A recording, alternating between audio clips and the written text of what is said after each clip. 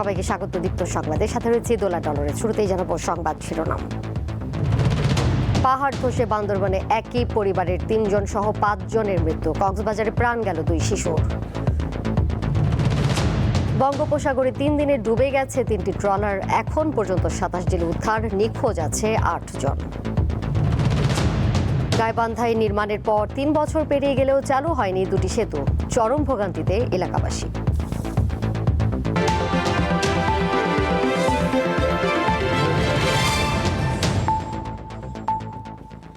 ভারী বর্ষণের কারণে বান্দরবানের লামার আজিজনগর ইউনিয়নের মিশন পাড়ায় পাহাড় ধসে একই পরিবারের ৩ জন সহ অন্তত ৫ জনের মৃত্যু হয়েছে। পুলিশ ও প্রত্যক্ষদর্শীরা জানান, ভোর আনুমানিক ৪টার দিকে পাহাড় ধসে বসত ঘরের উপর মাটি এসে পড়লে ঘুমন্ত অবস্থায় ইউনুস, তার স্ত্রী রানু আক্তার এবং তাদের ৫ বছর বয়সী ছেলে সোলেমান মারা যায়। ভোর ৫:৩০টার দিকে একই এলাকার আরেকটি পাহাড় ধসে মারা যান জুয়েল ও তার স্ত্রী কুলসুম আক্তার। পরে ফায়ার সার্ভিস ও পুলিশের সদস্যরা উদ্ধার অভিযান চালিয়ে ৫ জনের মরদেহ উদ্ধার করেন।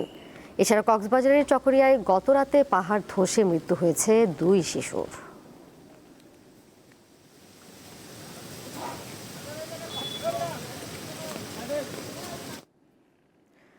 উত্তরাঞ্চলে বাড়লেও চট্টগ্রাম বিভাগে শুক্রবার থেকে কমতে পারে বৃষ্টিপাত। একই সঙ্গে ভূমিধসের জন্য সতর্কতা জারি করা হয়েছে। সকালে আবহাওয়া অফিসের পূর্বাভাসে এ তথ্য জানানো হয়। ভূমিধসের জন্য অবৈধভাবে পাহাড় কাটাকে দায়ী করেন আবহাওয়া কর্মকর্তারা। গত রাত থেকে শুধু দক্ষিণাঞ্চল না, আপনার উত্তরাঞ্চলে বৃষ্টি বেড়ে গেছে। বিশেষ করে আমরা যদি দেখি যে রংপুর ডিভিশনে অনেক জায়গায় ভারী বর্ষণ হয়েছে, রাজশাহীতেও অনেক জায়গায় ভারী বর্ষণ হয়েছে। হেভি রেইনফল মেন কারণ না, যে ল্যান্ডস্লাইডের কারণ। এর সাথে সাথে ভূমির টাক্সার একটা গুরুত্বপূর্ণ। যদি সয়েল টাক্সার যদি কোনো কারণে আমরা নষ্ট করে ফেলি, অথবা আমরা রোহিঙ্গা যে এলাকায় থাকে বসবাস করে ওই সব জায়গায় বেসিক্যালি যে আপনার পাহাড়ের যে ন্যাচারাল যে একটা ছিল টাক্সার ছিল, কিন্তু ওই টাক্সারটা অনেকটা আমরা নষ্ট করে ফেলেছি। ভারী বৃষ্টিতে প্লাবিত হয়েছে কক্সবাজারের নিম্নাঞ্চল। পানিবন্দী অবস্থায় রয়েছে ৩ উপজেলার কমপক্ষে ১৫,০০০ পরিবার।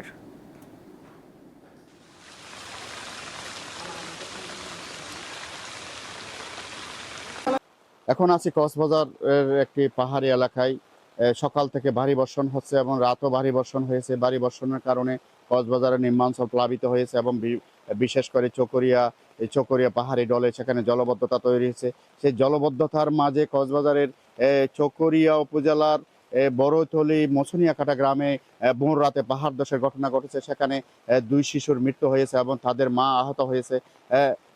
এই পর্যন্ত কক্সবাজারের রোহিঙ্গা ক্যাম্প থেকে শুরু করে কক্সবাজারের সদর, উখিয়া, রামু, পেকুয়া প্রায় অনেক পাহাড় ধসের ঘটনা আছে, যদিও প্রাণহানি ঘটে নাই। ভারী বর্ষণের কারণে এ ধরনের পাহাড় ধসের ঘটনা ঘটছে এবং প্রশাসনের পক্ষ থেকে সার্বিক নিরাপত্তা নেওয়া হয়েছে এবং মাইকিং করা হচ্ছে, মানুষকে সতর্ক করা হচ্ছে। এরপরও কিন্তু পাহাড় ধস থামছে না, প্রাণহানি থামছে না। এই অবস্থায় কক্সবাজারের চকরিয়া, পেকুয়া, বিশেষ করে এই চকরিয়া নিম্নাঞ্চল প্লাবিত হয়েছে এবং প্রশাসনের পক্ষ থেকে সার্বিক নিরাপত্তা নেওয়া হয়েছে এবং মাইকিং করা হচ্ছে, মানুষকে সতর্ক করা হচ্ছে। এরপরও কিন্তু পাহাড় ধস থামছে না, প্রাণহানি থামছে না। ভারী বর্ষণ যতই বাড়ছে ততই এলাকার ভারী বর্ষণের কারণে বিভিন্ন এলাকা প্লাবিত হচ্ছে এবং আরো নতুন নতুন এলাকা জলবদ্ধতা তৈরি হচ্ছে। এই ছিল আসলে কক্সবাজার আজকে সর্বশেষ সংবাদ। এদিকে টানা ভারী বর্ষণের কারণে বান্দরবানের বিভিন্ন নদ নদীর পানি বৃদ্ধি অব্যাহত রয়েছে। সেই সঙ্গে ঝুঁকি রয়েছে পাহাড় ধসের। প্রাণহানি এড়াতে ঝুঁকিপূর্ণ বসতি থেকে সরে যেতে মাইকিং করছে প্রশাসন। টানা 5 দিনের ভারী বর্ষণে বান্দরবানে সাঙ্গু ও মাতামুহুরী নদীর পানি বিপদসীমার উপর প্রবাহিত হচ্ছে। ঘটছে পাহাড় ধসের ঘটনাও। আজকে ভোরে বান্দরবানের লামা উপজেলার আজিজনগর ইউনিয়নের পৃথক 2টি পাহাড় ধসের ঘটনায় একই পরিবারের 3 জন সহ 5 জনের মৃত্যু হয়েছে। পাহাড়ের পাদদেশে ঝুঁকিপূর্ণভাবে বসবাসকারীদের সরে যেতে প্রশাসনের পক্ষ থেকে বারবার মাইকিং করা হলেও তারা নিজ ভিটে মাটি ছেড়ে যেতে নারাজ। ফলে ঘটছে এমন দুর্ঘটনা। প্লাবিত হচ্ছে নিম্নাঞ্চলগুলো, পানিবন্দী হয়ে পড়েছে হাজারো মানুষ। জেলা প্রশাসনের পক্ষ থেকে যে 220টি আশ্রয় কেন্দ্র খোলা হয়েছে, সে আশ্রয় কেন্দ্রগুলোতে প্রায় 10,000 মানুষ আশ্রয় নিয়েছে। ঘটছে পাহাড় ধসের ঘটনাও। আজকে ভোরে বান্দরবানের লামা উপজেলার আজিজনগর ইউনিয়নের পৃথক 2টি পাহাড় ধসের ঘটনায় একই পরিবারের 3 জন সহ 5 জনের মৃত্যু হয়েছে। তবে ভারী বর্ষণ অব্যাহত থাকলে ঘটতে পারে আরো বড় ধরনের দুর্ঘটনা। এই ছিল আমার কাছে বান্দরবানের সর্বশেষ পরিস্থিতি। পটুয়াখালীর কুয়াকাটা সংলগ্ন বঙ্গোপসাগরে 3টি ট্রলার ডুবির ঘটনায় এখনও নিখোঁজ রয়েছেন 8 জেলে। বিষয়টি নিশ্চিত করেছে গলাচিপা ও কলাপাড়া মৎস্য অফিসের কর্মকর্তারা। বুধবার দুপুরে চর বিজয় সংলগ্ন সাগরে 6 জেলে নিয়ে ডুবে যাওয়া ট্রলারের সকল জেলের সন্ধান পাওয়া গেছে। পার্শ্ববর্তী অন্য ট্রলারের জেলেরা তাদের উদ্ধার করেন। তবে গত মঙ্গলবার বিকেলে 18 জেলে নিয়ে ডুবে যাওয়া FB মহিমা নামের ট্রলারটির 2 জেলে এখনও নিখোঁজ রয়েছেন। এছাড়া গত রবিবার 11 জেলে নিয়ে ডুবে যাওয়া ট্রলারটির 6 জেলের সন্ধান এখনও মেলেনি।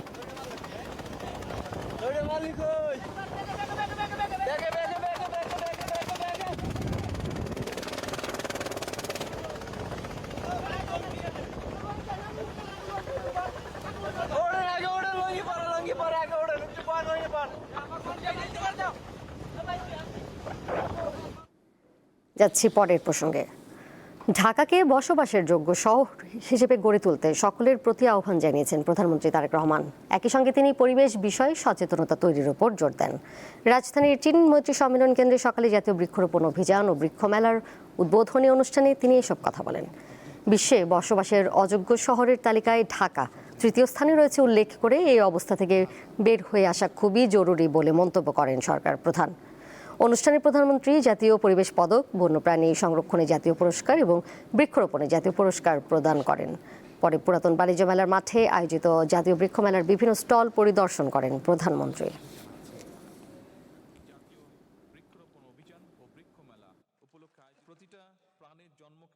এই বনায়ন পশু পাখি, বিভিন্ন প্রাণী, কীট পতঙ্গের জন্য নিরাপদ বাসস্থান কিংবা প্রয়োজনীয় আহারের যোগান দিতে পারে কিনা, এটিও কিন্তু আমাদের চিন্তার মধ্যে থাকা প্রয়োজন। কারণ আমরা অনেক গাছ, অনেক কিছু কেটে ফেলার কারণে যেটি হচ্ছে সমস্যা, অনেক পোকামাকড়, অনেক কিছু কিন্তু বিলুপ্ত হয়ে যাচ্ছে, যেটাও পরিবেশের জন্য ক্ষতিকারক। আমরা যদি আমাদের নদীগুলোকে বাঁচাতে না পারি, একটা বিভৎস অবস্থা, একটা ভয়াবহ অবস্থা। আপনারা যে কোনো নদীর, আমরা নদীমাতৃক বাংলাদেশ বলতাম, বিভিন্ন নদীকে আমরা দেখতাম। আপনারা নদীগুলোর পাশে যান, খাল বিলের পাশে যান, মনে হচ্ছে যে এই নদীগুলো খাল বিলের মধ্যে দিয়ে এগুলা পানি যাবার জন্য নয়, এগুলা মানুষের পরিত্যক্ত যে বর্জ্য বা মানুষের ব্যবহার্য যে বর্জ্য, সেগুলোকে নিয়ে যাওয়ার জন্য মনে হচ্ছে এই রাস্তাগুলো বা নদী খাল বিলগুলো তৈরি করা হয়েছে। তত্ত্বাবধায়ক সরকার ব্যবস্থা ফিরিয়ে দিয়ে সংবিধানের 15 সংশোধনী বাতিল করে হাইকোর্টের রায় বহাল রেখেছে আপিল বিভাগ। 3টি আপিল নিষ্পত্তি করে সকালে প্রধান বিচারপতি জুবাইর রহমান চৌধুরীর নেতৃত্বে 4 বিচারপতির বেঞ্চে 15 সংশোধনীর এই রায় দেন। আপিল বিভাগের এই রায়ের মধ্যে দিয়ে তত্ত্বাবধায়ক সরকার ব্যবস্থার পাশাপাশি গণভোটের বিধানও বহাল রাখা হয়েছে। তবে বাতিল হয়েছে সংবিধানে হস্তক্ষেপ করলে রাষ্ট্রদ্রোহিতার শাস্তির বিধানটি। 2024 সালের 17 ডিসেম্বর 15 সংশোধনীর কিছু অংশ অসাংবিধানিক ও বাতিল করে রায় দেয় হাইকোর্ট। এই রায়ের পর তত্ত্বাবধায়ক সরকার ফেরার পথ খুললেও কিছু জটিলতা থেকে যাওয়ায় হাইকোর্টের রায়ের বিরুদ্ধে পৃথক 3টি আপিল হয়।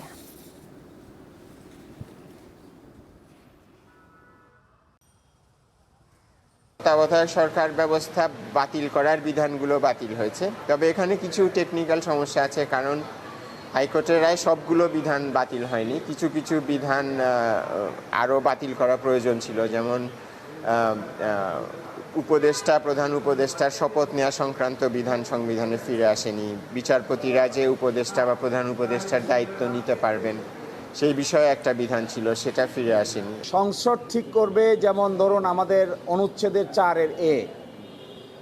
এখানে ছিল ছবির কথা, জাতির পিতার কথা। এই বিষয়টি যেহেতু একটা নীতিগত সিদ্ধান্তের বিষয়, এই জন্য এটি সংসদের উপর ছেড়ে দেওয়া হয়েছে। কিন্তু মাঝখানে পরিবর্তন হয়ে সেকুলারিজমের জায়গায় হয়েছিল সর্বশক্তিমান আল্লাহর উপর পূর্ণ আস্থা ও বিশ্বাস এবং বিসমিল্লাহির রহমানির রহিম। এই বিষয়গুলো কি হবে, এটা ঠিক করবে জাতীয় সংসদ। ঢাকা ও চট্টগ্রাম বিভাগে 2023 সালে কোটার ভিত্তিতে পরীক্ষা নেওয়া প্রাথমিকের সহকারী শিক্ষক পদে 46,000 পরীক্ষার্থীর ফল মেধার ভিত্তিতে পুনরায় প্রকাশের নির্দেশ দিয়েছে আপিল বিভাগ। প্রধান বিচারপতির নেতৃত্বাধীন আপিল বিভাগ বৃহস্পতিবার এই রায় দেয়।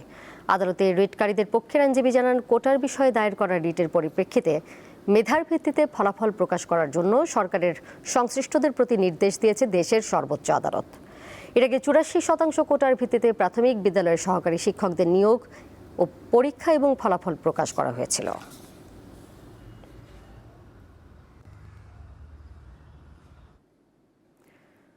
ত্রয়োদশ জাতীয় সংসদ নির্বাচনে চট্টগ্রাম 2 আসনে বিজয়ী বিএনপির প্রার্থী সরওয়ার আলমগীরের প্রার্থিতা বৈধ ঘোষণা করেছে হাইকোর্ট।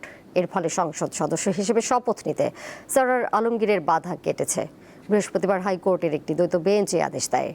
ভোটের আগে নির্বাচন কমিশনে সরওয়ার আলমগীরের প্রার্থিতা বাতিল হয়, তবে প্রার্থিতা ফিরে পেতে হাইকোর্টে রিট করেন তিনি। সে সময় হাইকোর্ট সরওয়ার আলমগীরকে নির্বাচনে অংশগ্রহণের অনুমতি দেন। পরে আরেকটি লিভ টু আপিলে ফলাফল প্রকাশ স্থগিত থাকে। এই কারণে 12 ফেব্রুয়ারির ভোটে জয় পেলেও সরওয়ার আলমগীর শপথ নিতে পারেননি।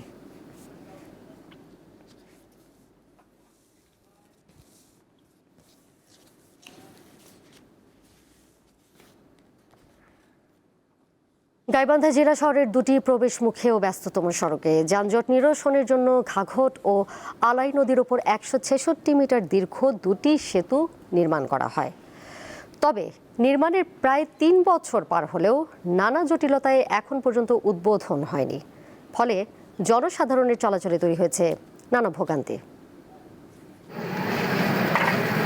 গাইবান্ধা জেলা শহরের গুরুত্বপূর্ণ দুটি প্রবেশদ্বারের ব্যস্ততম সড়কের যানজট নিরসনের লক্ষ্যে সড়ক ও জনপথ বিভাগ দুটি সেতু নির্মাণ করেন 166 মিটার। সেতু দুটি নির্মাণের 3 বছর পার হলেও এখন পর্যন্ত উদ্বোধনের আলোর মুখ দেখেনি। ফলে এই দুটি প্রবেশদ্বারের জরাজীর্ণ ভাঙ্গা সেতুর উপর দিয়েই পারাপার হতে হচ্ছে জনসাধারণকে। এই ব্রিজটা না হওয়ার কারণে এখানে প্রচুর জাম বাজে যায়। একটা ব্রিজ ওপাশেও গাড়ি আসে, এপাশেও গাড়ি আসে, এমন হয় যায় ঘন্টার পর ঘন্টা লেট হয়ে যায়। আমার এখানে দীর্ঘদিন ধরে বিগত সরকারের আমলে এই কাজটা হয়েছিল, ব্রিজের কাজ। এখন নতুন যে বর্তমান সরকার আসছে তারপর থেকে এই কাজটার কোনো অগ্রগতি দেখা যাচ্ছে না। এই কংক্রিট ব্রিজটা কোন দিন মানে হয় তাও জানি না। এখন আমার এই পাকে যায় জীবনের ঝুঁকি নিয়ে জীবন মরণ সই করে আমাদেরকে এখন এই পাকে পার করতে হয়।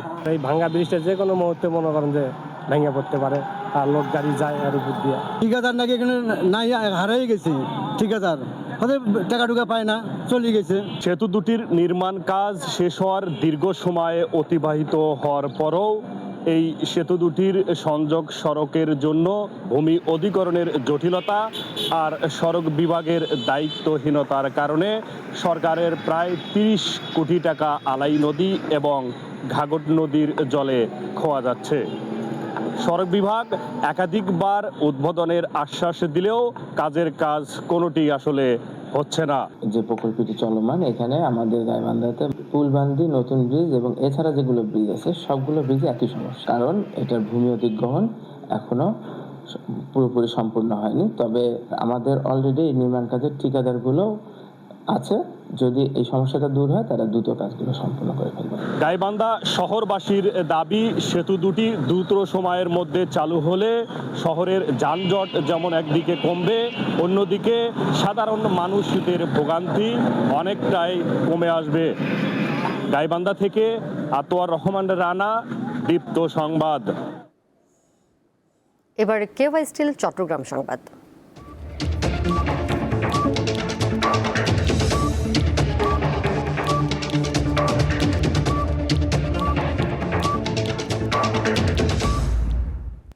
চট্টগ্রামের সীতাকুণ্ডে শিশু জান্নাতুল নেসা ইরাবতীকে ধর্ষণ চেষ্টার পর গলা কেটে হত্যা মামলায় বাবু শেখ নামে একজনের ফাঁসির আদেশ দিয়েছে আদালত। দুপুরে নারী ও শিশু নির্যাতন দমন ট্রাইব্যুনাল 4-এর বিচারক জান্নাতুল ফেরদৌস এই রায় দেন। বিচার শুরুর 12 কার্যদিবসের মধ্যে আদালত এই মামলার রায় ঘোষণা করল। নিহত শিশু সীতাকুণ্ডের স্থানীয় একটি প্রাথমিক বিদ্যালয়ের 2য় শ্রেণীর শিক্ষার্থী ছিল। শিশুটির বাবার সঙ্গে বিরোধের জেরে বাবু শেখ শিশুটিকে হত্যার পরিকল্পনা করে। গত 1 মার্চ শিশুটিকে ফুসলিয়ে পাহাড়ে নিয়ে প্রথমে ধর্ষণের চেষ্টা ও পরে ছুরি দিয়ে গলা কাটে সে। পরদিন রাত 1টার দিকে চট্টগ্রাম মেডিকেল কলেজ হাসপাতালে চিকিৎসাধীন অবস্থায় শিশুটির মৃত্যু হয়।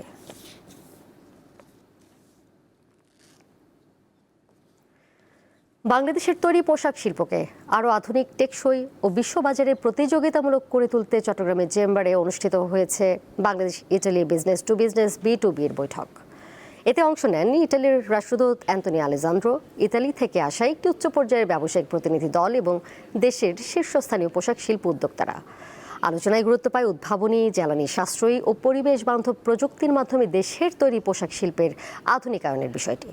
সংশ্লিষ্টদের আশা এই ধরনের উদ্যোগ দুই দেশের বাণিজ্যিক সম্পর্ককে আরও শক্তিশালী করার পাশাপাশি বাংলাদেশের শিল্প খাতকে বৈশ্বিক প্রতিযোগিতায় আরও এগিয়ে নিতে গুরুত্বপূর্ণ ভূমিকা রাখবে।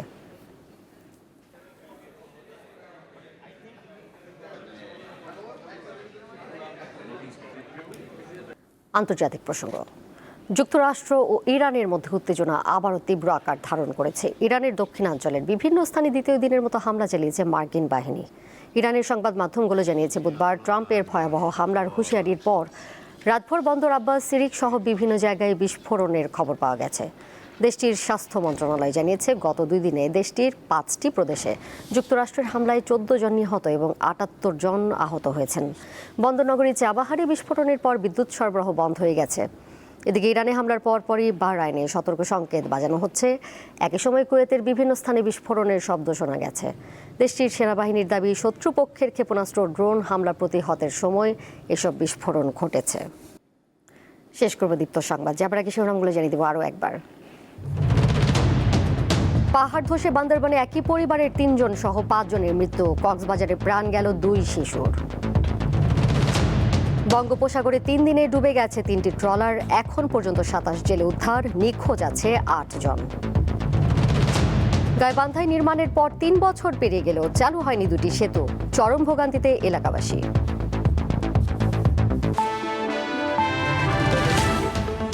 এই ছিল এখনকার মতো। পরের সংবাদ দেখবেন সন্ধ্যা 6টা 40 মিনিটে। এছাড়াও আরও তথ্য এবং বিনোদনের নানা খবর জানতে যুক্ত থাকুন দীপ্তর ডিজিটাল প্ল্যাটফর্মে। সবাইকে ধন্যবাদ এতক্ষণ সাথে থাকার জন্য।